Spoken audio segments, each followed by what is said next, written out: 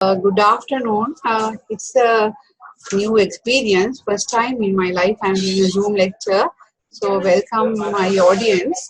So we're doing the common ear problems and their management. So I have given you a booklet Word document based on this presentation. So you can follow that uh, when I'm giving the lecture. So first of all, I want to talk about the pinna. Pinna is now you can see it's an ornament. Like we have many gadgets in your ear, but actually it's not to be done because when you pierce the cartilage, it can end up with cartilage infection, perichondritis and necrosis. So you should only pierce your ear lobe, but not the rest of the ear where you get cartilage. So this is laceration of the cartilage. You can see it divided into two.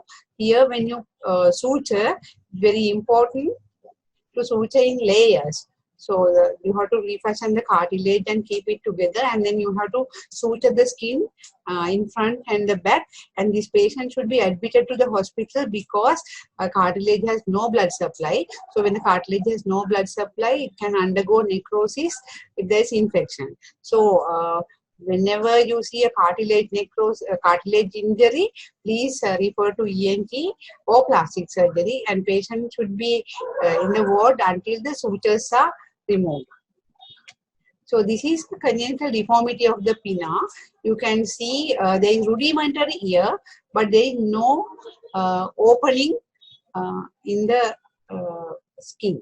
So these patients, they still can hear because the bony part of the ear is available within the cochlea and the eighth cranial nerve, because this is a branchial arch anomaly. So the outer ear and middle ear formed by the branchial arches. So when this branchial arch anomaly, patients don't get the outer ear and middle ear, but still they have the inner ear and the nerve, so they can hear very well with their nerves. But there is a conductive deafness because the air conduction is not there, so you have only the bone conduction. So these children, if they have bilateral absence of ear canal, they need bone conduction hearing aid. That means the bony part of the ear should be stimulated with a hearing aid, otherwise the language development will be delayed.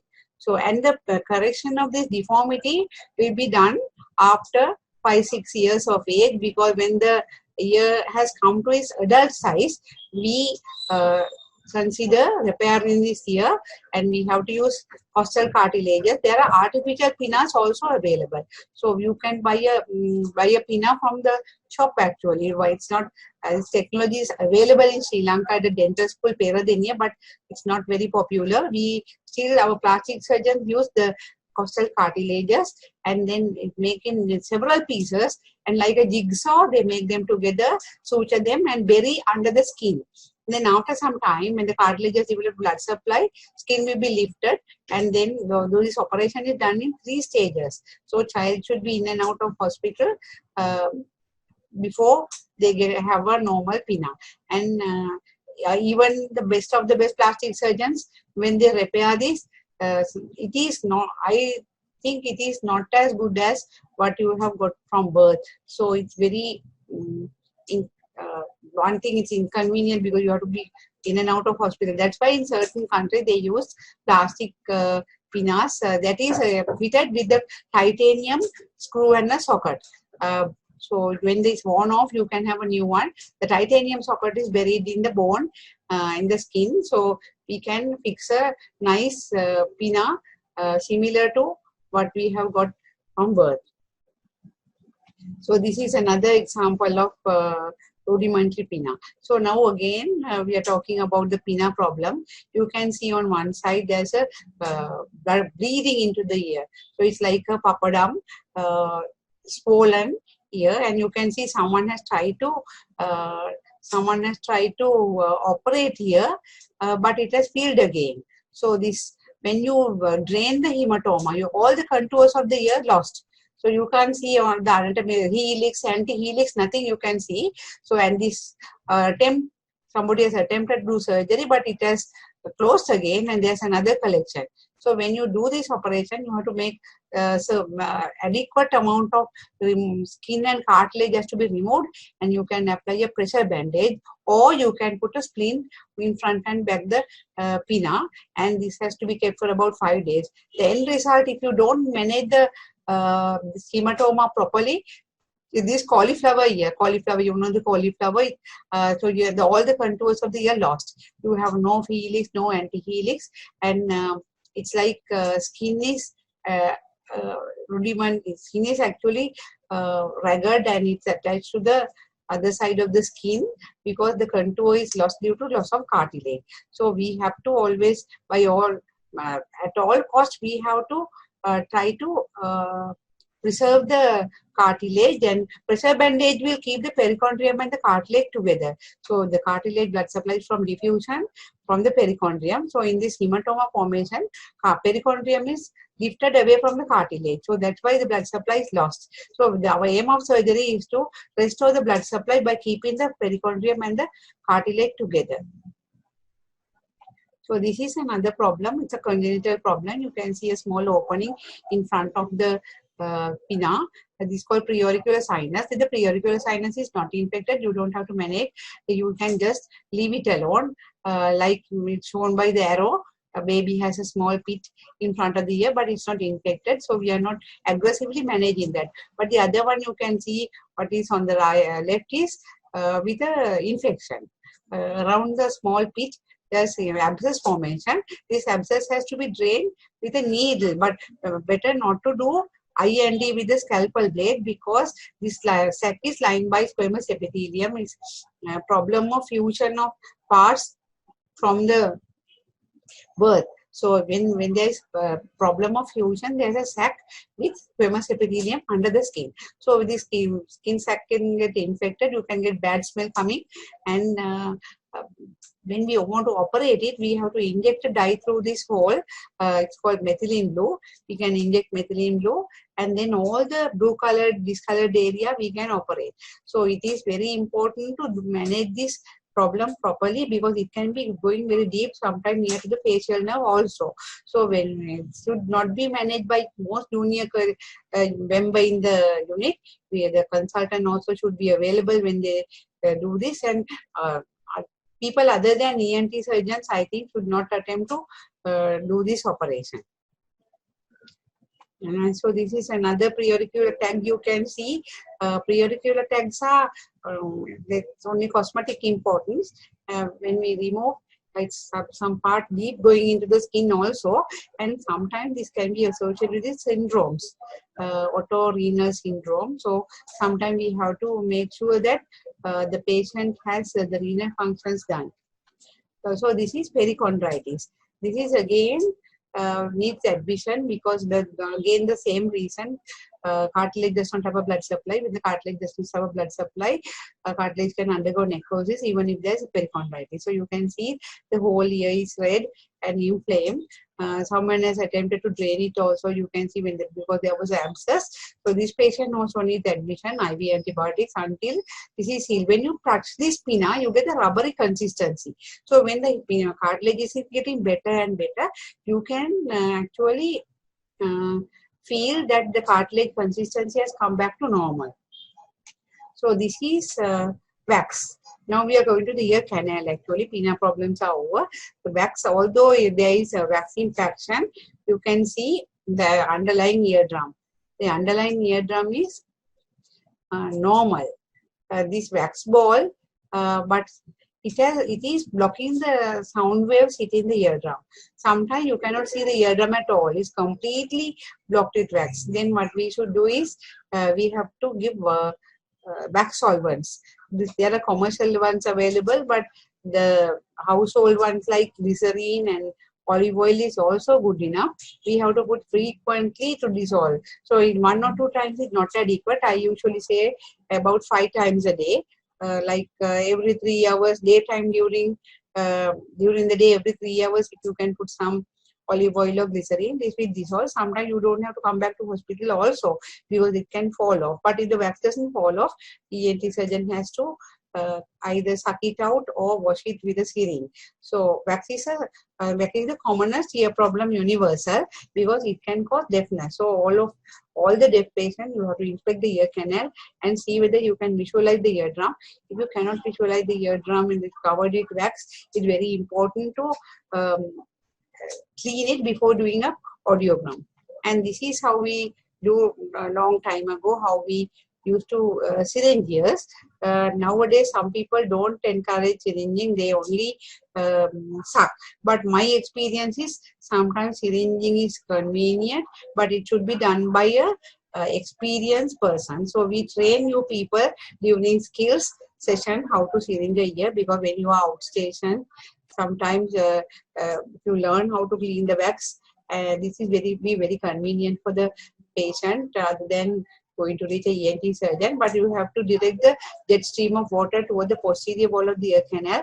Then the wax will come out. You can do this safely. After that, you have to dry mop the ear.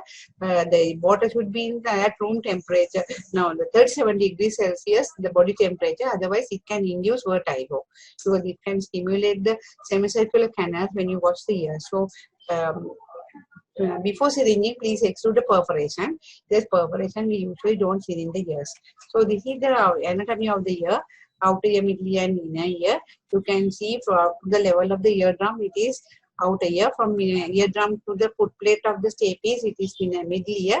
From foot plate of stapes toward the eighth nerve, it is the inner ear. Beyond that, to the brainstem and the auditory pathway toward the auditory cortex. So outer ear and middle ear problems are called conductive deafness, because when the outer ear and middle ear is involved, the sound waves cannot reach the inner ear. So that is called conductive deafness. So conductive deafness, many causes from the ear, outer ear, middle ear. And the inner ear causes are different. So that is called sensorineural. In the cochlea, you get all the sensory hair cells in the cochlea. Beyond that, you get the nerve fibers and the nerve and the brainstem and the auditory cortex. From the cochlea onwards, you call sensory neural deafness. So this is the normal eardrum. You can see nice normal eardrum. You can see the handle of malleus here and the light reflex. So this is the eardrum. It is quite small, less than 1 centimeter in size with the magnified view. This is the ear canal, and the handle of malleus is attached to the eardrum. So you can see the handle of malleus through the normal eardrum. Sometimes you can see the ossicles also here. So this is the normal appearance. Please remember the normal appearance of the ear, because all the other conditions other than this is abnormal. You can see the handle of malleus is directed posteriorly. Light reflex is in the anterior-inferior quadrant. You can divide the eardrum into 4 quadrants like this. So this is antero-inferior. So this is anterior, posterior, superior, inferior. So this quadrant is antero-inferior. It has a light reflex, because when the light rays hit the angled eardrum, if the eardrum is angled in the ear canal. So when the light rays hit, there is a reflection of light at the antero-inferior quadrant. So this is they are in normal individuals.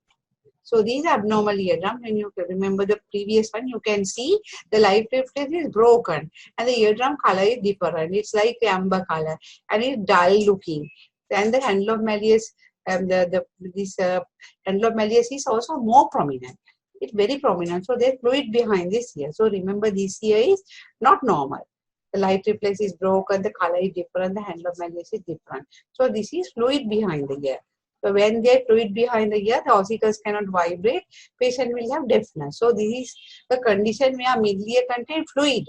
Anyone can get this condition after a cold, but it's self-limiting. But in small children, sometimes they can get this problem, collection of fluid in the middle ear, so they can have less vibration of the ossicles and deafness. So this is another problem, the foreign bodies. You can see there are hard foreign bodies, soft foreign bodies. They are causing blockage of the ear canal. Sometimes they can get infected, also the organic ones. So it's very important to remove these foreign bodies. Usually children and mental retarded adults come with foreign bodies of the ear. But the insects, of course, anyone can get affected with insect inside the ear. But the others, usually the children put the foreign bodies in the ear, mental retarded adults. But some normal individuals also, when you clean their ears with cotton buds, some of the cotton buds retain inside the ear. So that is one of the commonest foreign bodies in the ear these days. So the left side picture shows part of a eraser. So all these patients, if there is space around the foreign body, now you can see foreign body here, ear canal, superior margin here, foreign body here, superior margin here. So these patients we can syringe. If the foreign body does not absorb water, you can syringe and take it out. The beads and beads, hard objects, if there's space around the foreign body, you can syringe. But if it's a something like a legume or seed, then it absorbs water and is getting bigger. So if you are unsuccessful, it can completely fill the ear canal. So you can still try to attempt to syringe. And if you fail, please make sure you remove the excess water so that the seed does not get bigger with water. So these patients are coming to Ridgeway Hospital often. Sometimes they do them under anesthesia. So never try to attempt to remove foreign body if you don't have expertise and the instrument. Then the child gets scared, and even the ENT surgeon cannot remove it conveniently, because this when we treat you how to remove the foreign bodies in your skill session. So this otomycosis, they may be the commonest condition we treat in our clinic. You can see the black spores. This is aspergillus actually. This aspergillus infection, the black spores, and this is the candida. So there are two types of fungi affecting the ear: aspergillus and candida. Both cause itchiness, pain, discomfort, deafness, or all the problem. Why you get this? The normal skin is not very resistant to bacteria, virus, and fungi. But when you try to clean your ears, to damage the superficial layer of the skin, and there's moisture.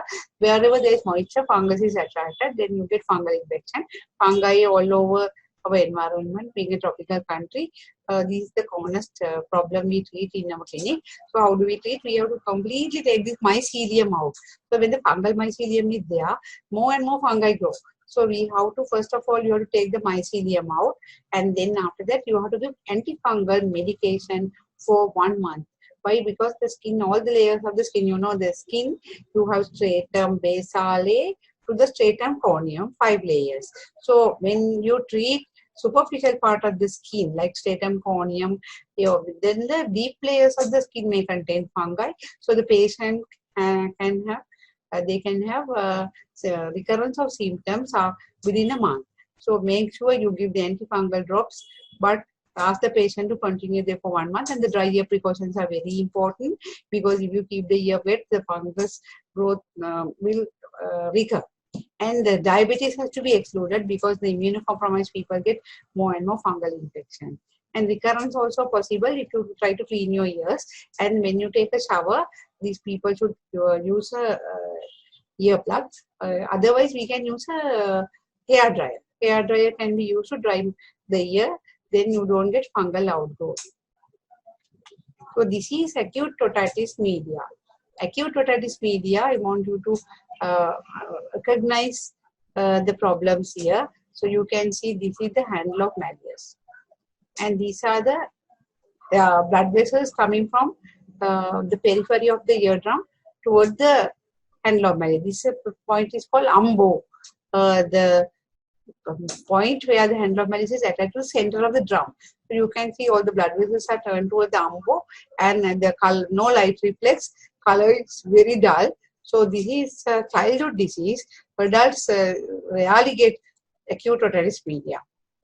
Why children get it more and more? They have horizontal Eustachian tube, and the Eustachian tube function is also not proper, because their muscles are not, cilia not functioning very well.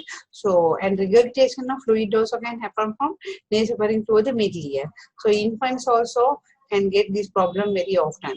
So if the child has this symptom problem, they have severe otalgia, severe earache, and then they pull their ear. Sometimes they have diarrhea and vomiting. So unless you examine this ear with the otoscope, you can miss this. So it's very important, the pediatrician to carry a otoscope to examine the eardrum, and until you examine the eardrum. Sometimes if there's severe pain in the ear, there may be an insect in the ear also. So any crying baby, it's very important to examine the eardrum to exclude foreign bodies and acute otitis media. It's a self-limiting condition. Even without treatment can get better. In the developed countries, where there is a guarded antibiotic policy, they don't give antibiotic, they give just a prescription to the mother. They say 2 days later, if the baby is not getting better, you can give. Under 2 years of age, you have to anyway treat acute otitis media with antibiotic, but after 2 years of age, you can try conservative management also, and make sure you exclude the adenoids, because the adenoid can cause infection spreading from nasopharynx to the middle ear. So any baby with otitis media, we have to exclude adenoiditis also. In acute otitis media, after 1 month, we have to inspect the eardrum again to check whether it has healed without any C. coli. Sometimes there can be remaining perforation. If the eardrum is perforated and pus has come out, perforation may persist after 1 month also. Then we advise the patient to keep dry ear precautions and then come back in 3 months. If the perforation does not heal, we can do surgery. So this acute otitis media patient, the convenient antibiotic is amoxicillin or augmentin. Azithromycin also can be given. If you start antibiotic, you have to give the full course. Nasal decongestants does not play a role, but you can use steroid nasal drops and the painkillers. So this is bulging TM. You can see it's like a soap bubble. Posterior part of the drum is bulging, this is the anterior part. So this patient has severe pain, but the moment the drum ruptures, pain will disappear. So we have to see this. When we see this patient, we have to tell the mother, even if we give antibiotics, this eardrum cannot be returned to the normal status. So it is better to treat this infection and review the patient. If the pus comes out with the acute infection, you can take the pus for culture and antibiotic sensitivity, and then treat according to the culture sensitivity. So this is another condition we call otitis media with effusion. You can see a fluid level here. This is the handle of Malleus. Fluid level, this fluid is behind the eardrum and the more normal looking ear canal. So this is actually not an acute condition. So this is subacute condition. So patient has pain in the ear, deafness, but this can go on for some time, not like acute otitis media. They can have persistent condition, maybe more than 3 months. Then the deafness will be noticed by the parents and the teachers. This is from toddler age until they are around 12 years of age, you can get, because the eustachian tube function is not normal in children until they get the normal anatomy, normal contours of the head and neck. So they can have this problem. Any child can get affected, but the temperate countries, they have more and more otitis media with effusion, and the adenoid also you must exclude. And this patient, what is the treatment? We are going to discuss the treatment, because if less than 3 months, we can do conservative management. You can use steroid nasal drops, and then the child's deafness we can manage by sitting the child in the front row, and teacher can be informed about the deafness. So observe 3 months. After 3 months, if the child is not getting better, we can intervene. So this is another advanced case of otitis media with effusion. You can see the color has become blue. This is the eardrum, and the handle of Malleus is very, very prominent. It's like a beak of a bird. So this is handle of Malleus, very prominent. Right triplex is broken, blue color eardrum. So this patient is condition is more than 3 months. Then you have to anyway treat. So this is how we treat. This is a grommet. This is called grommet. You can insert a grommet in the inferior part of the eardrum. And this is a balloon we can inflate nasally. So this balloon is inflated through the nose. It is thought that the eustachian tube function will return to normal when we inflate this balloon.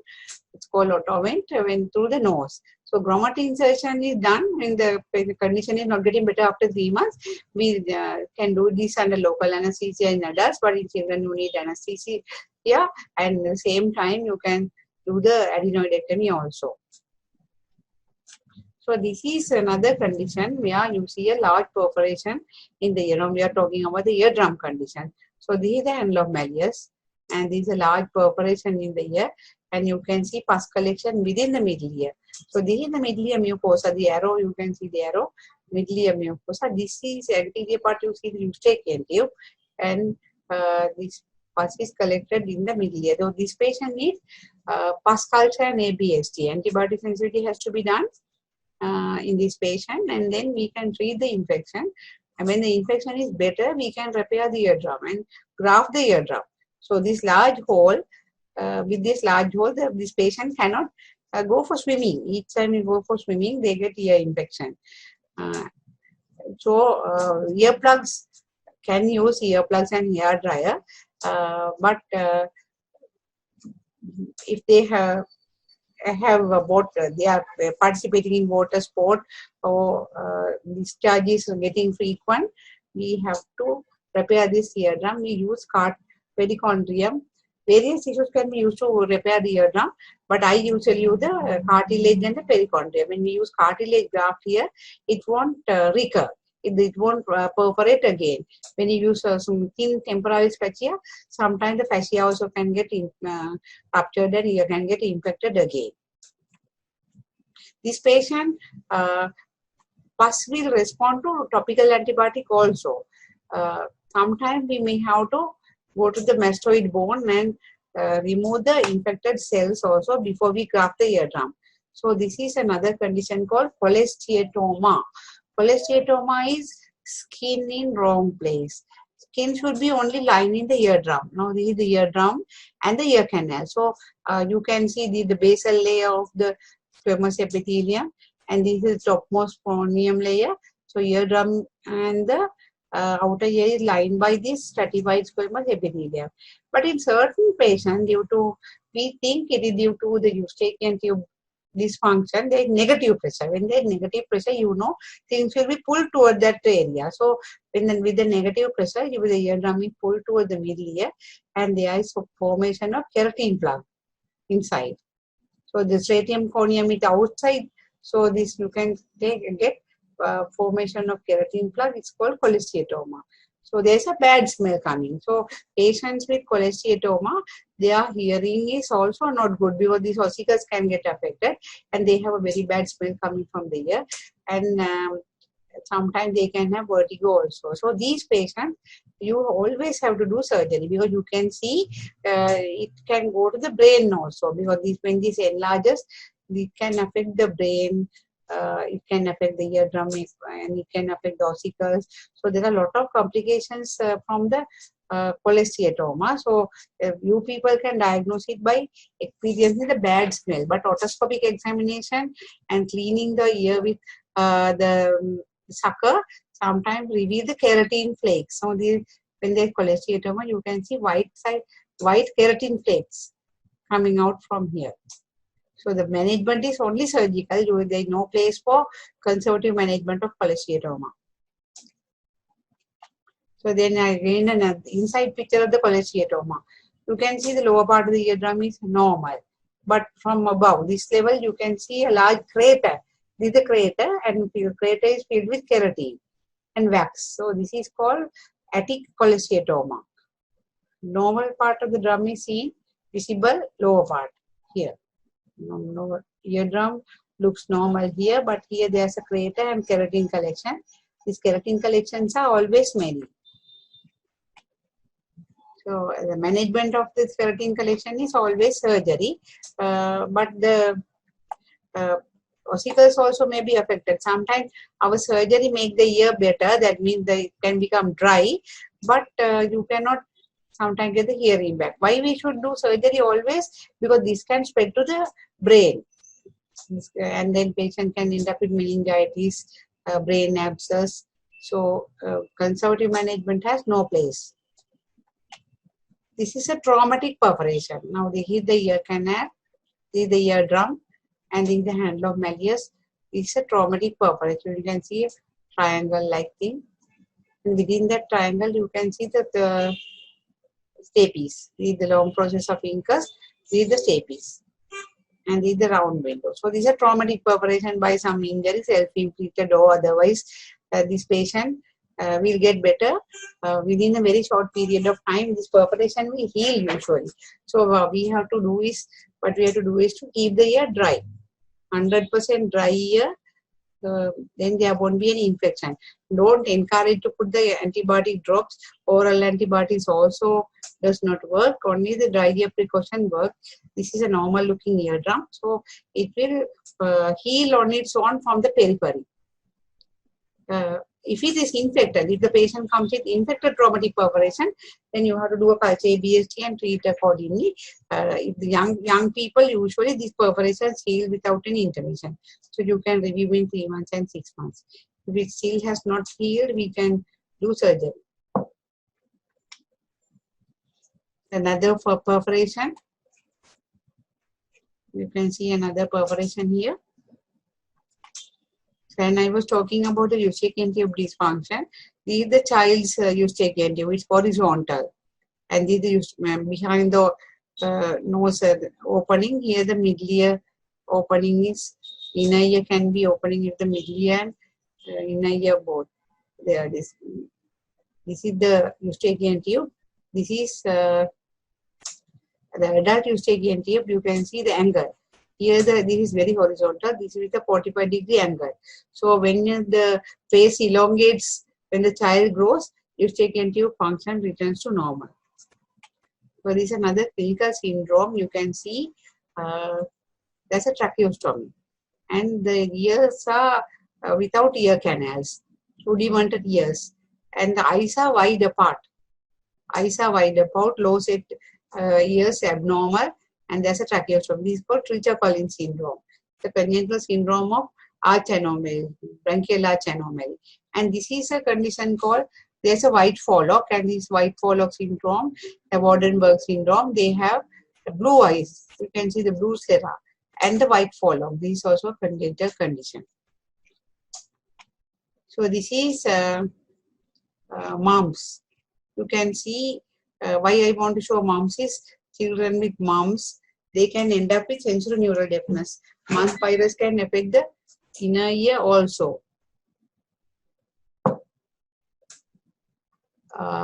So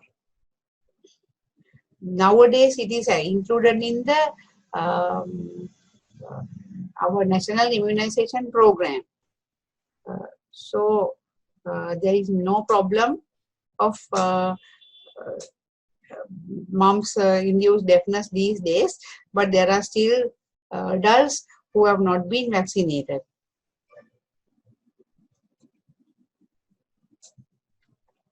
So this is, I want to show you this picture. This is German measles, because the rubella vaccine is now given to boys also. Nowadays we don't see this rubella, but rubella can affect the heart and the inner ear. So there are children with congenital heart disease and deafness in the bygone years, but nowadays it's almost eradicated. So this is the way we must hold a child when we want to remove a foreign body of the ear. The foreign body of the ear, when the small children, when they put foreign bodies, you have to hold the child properly. The legs should be interlocked between the mother's legs, and both hands are held properly, and the face is turned towards one side, so the doctor can very easily see.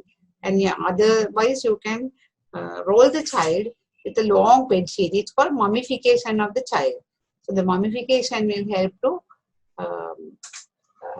help the doctor, because the child cannot bring their legs and hands out.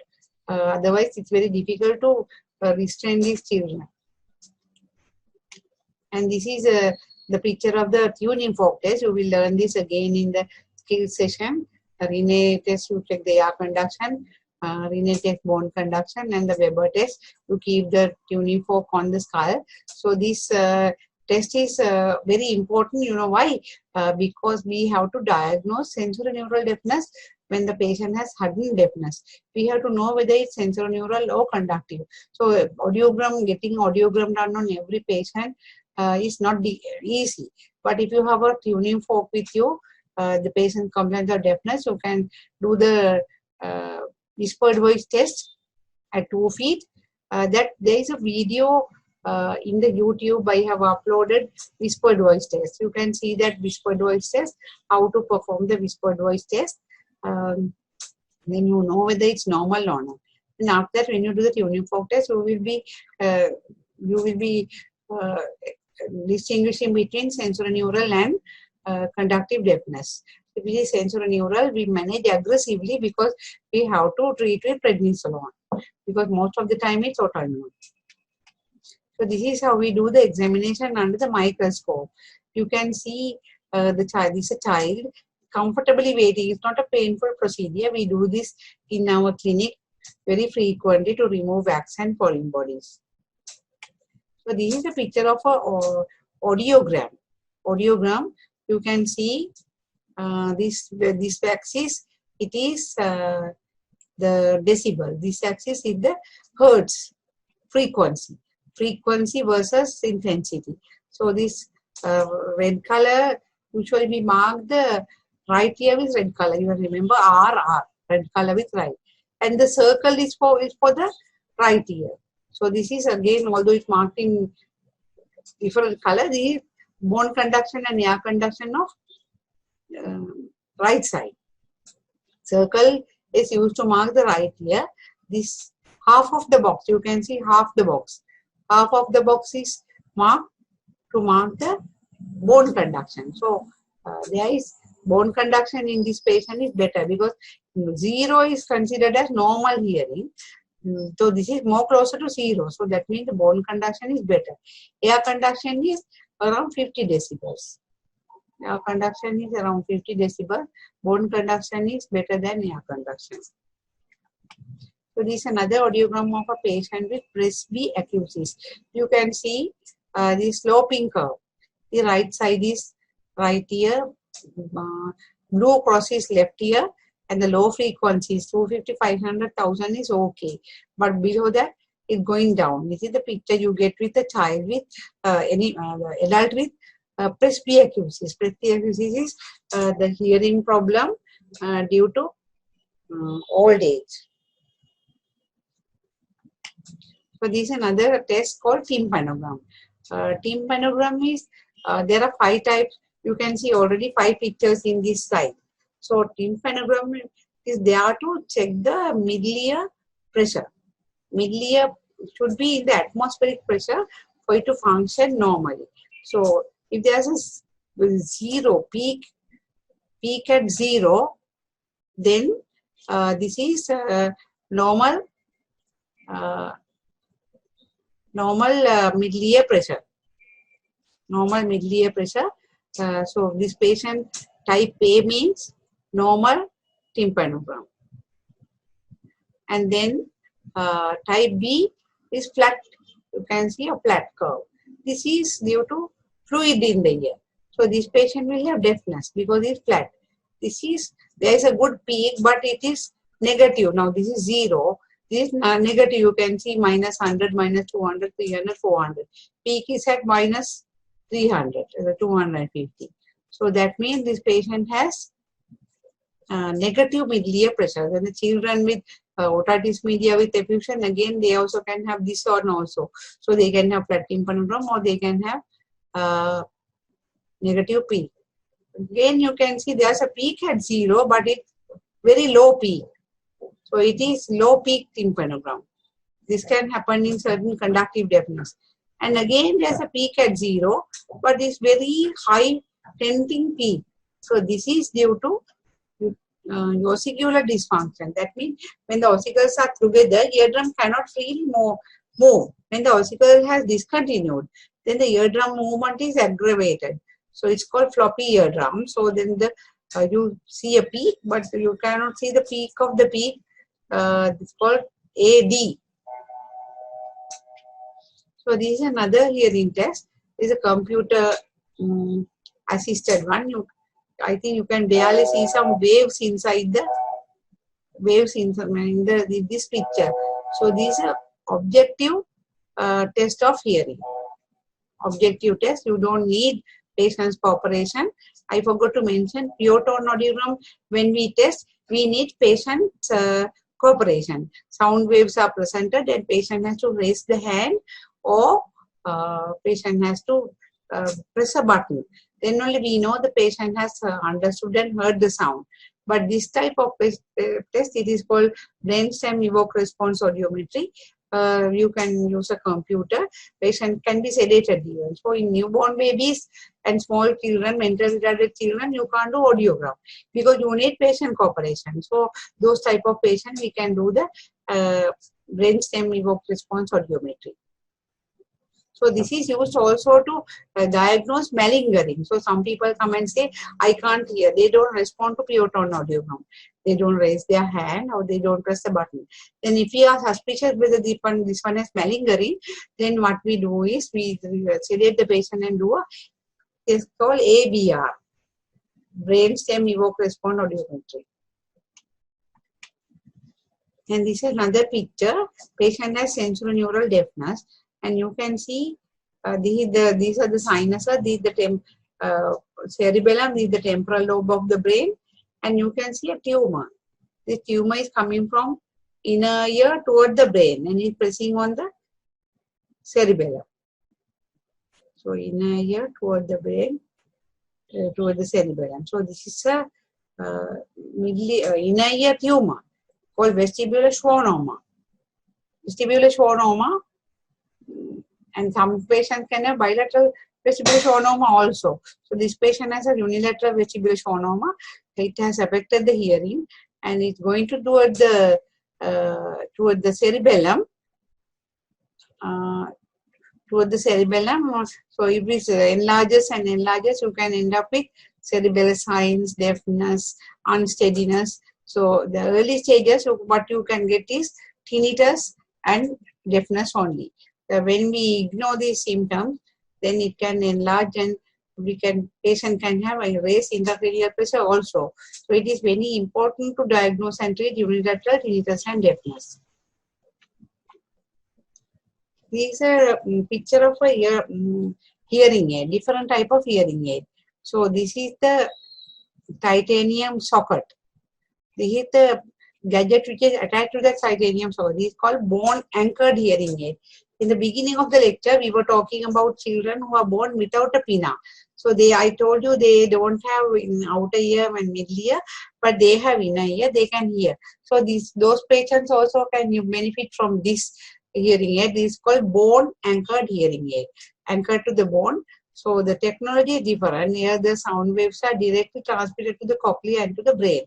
So hearing is much better than when we operate and make a small hole to deliver the sound waves.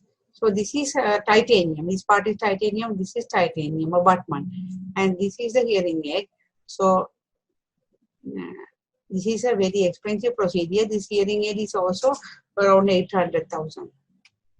So this is another condition, another treatment for deafness. It is the cochlear implantation. You can see a part is connected to the skull and part is behind the ear. This wire connection is not there now. Now with this part, this can be wireless now. This is the wireless one. You can see there is no wire connection. This is a body-worn processor. There are processors which are totally behind the ear processor. This is the behind the ear processor, no wire connected. This is a body-worn processor. There's a wire. So there are two parts in the cochlear implant. One is outside the skull. Other one is inside the under the skin. And there's another part going through the bone toward the cochlea. So this is the outside skin. This is under the skin. This part is piercing the bone and going toward the cochlea.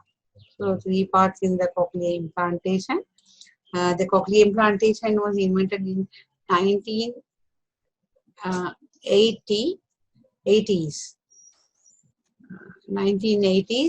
and it was invented by engineers. And then after that, initially it was benefited by deaf adults, but now natural deafness patients are fitted cochlear implants in most of the countries they are fitted before first birthday. So when the baby is diagnosed with deafness at birth now, usually you can diagnose deafness at birth with various hearing assessment. You need not to have any cooperation from the baby. So when you diagnose, we can give trial of hearing aids. After that, if the hearing aid doesn't work, we can go for the implantation. In Sri Lanka also, we do cochlear implantation in many hospitals with successful results. But this is this is a hearing aid, yes, but there the technology is different. Directly, the wires are stimulating the cochlea. So initially we insert the electrode. Activation will be done later, not on the same time. So when they are activated, they can hear a sound, not voice. So these children have to be treated, trained how to recognize voice. So you need assistance from audiologist, speech therapist, ENT surgeon, pediatrician, family, social worker. Everyone should get involved to manage this unfortunate child, because unless you are trained with the cochlear implant, it is not like magic. You will not hear sentences. And there are other hearing aids. You can see various types of hearing aid. This is a spectacle aid. It's connected to the spectacle. These are very tiny aids, will rest inside the ear. So they are not visible outside. These are behind the ear type. So behind the pinna, you can insert a hearing aid, and behind the ear type, this is in the ear canal. And this is a bigger hearing aid. This is a spectacle aid. So this picture is not very clear to you. You might wonder what this is. This is a piston, stay-piece piston. There's a condition called otosclerosis. Otosclerosis. Otosclerosis is middle ear. There are 3 ossicles in the middle ear: malleus, incus, and stay-piece. So the third ossicle, the stay-piece, may be fixed. It's usually a familial disorder. So certain children are born with deafness, but this is expressed after about 2 decades. It's not expressed or visible at birth. Initially, hearing is good. Later, especially in females, pregnancy can make the hearing worse. So if the patient has deafness, they are usually soft-spoken. Why? They hear their own voice very well. So if a soft-spoken person, come and tell very softly, I can't hear. And then when you examine the eardrums, the patient's eardrums are normal looking, then you must suspect conductive deafness. So we can check the conductive deafness by confirmed by audiogram and tympanogram. And then if it confirmed that it is fixed ossicle, we can remove the ossicle and then fix with the artificial ossicle. This is actually ear protection devices. So you know, sound waves are there for us to hear.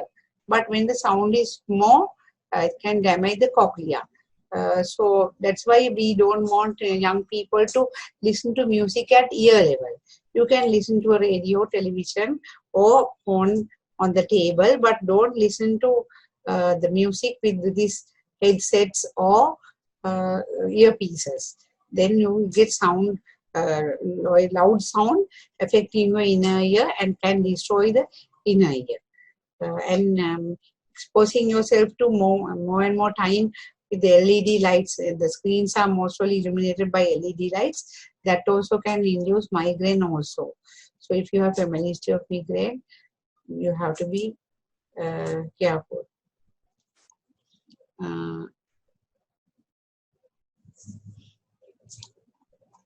This is called ear muff. This is called ear plug. These are protection devices. They are even these are used in the industrial field. If you are working in a noisy environment, like certain factories, garments, airports, trains. I can give many examples where you work in very noisy environment. Then when you keep on working in this environment several days per week for more than 8 hours, your hearing can get affected. Ideally, we should not work more than 5 days, and the decibel level should be less than 85 in the ambient noise level. So we can check the noise level by using a dosimeter, sound dosimeter. We can check the dose, and then if it is too loud, we can avoid those environments. Ideally, very loud machines should not be given the license to open. Nowadays, there's the technology to cancel the light or the sound also. So with latest technology, the noisy machines are not much now. But if they have already worked in a noisy environment, then hearing may be affected. Compensation has to be paid, but in our country, I have not seen anyone who got compensation for deafness in industrial deafness. So if your workplace provide you the earmuff and the earplug, please use them. A lot of employees, they don't use the ear protection devices, although the employers provide them. And nowadays, the license also will be cancelled if they don't protect the employees with these hearing protection devices. I hope you understood the lecture, and you can watch it again with the booklet I gave you. The next lecture tomorrow will be the deafness and the vertigo, and we will be doing vertigo session during our skills lab or skills session also. You can go to my website chandrajalsurya.net, and the examination the vertigo examination is there in a video in my website, and the vertigo lecture is also in the website, so you people can go through the lecture before I teach you tomorrow. Thank you.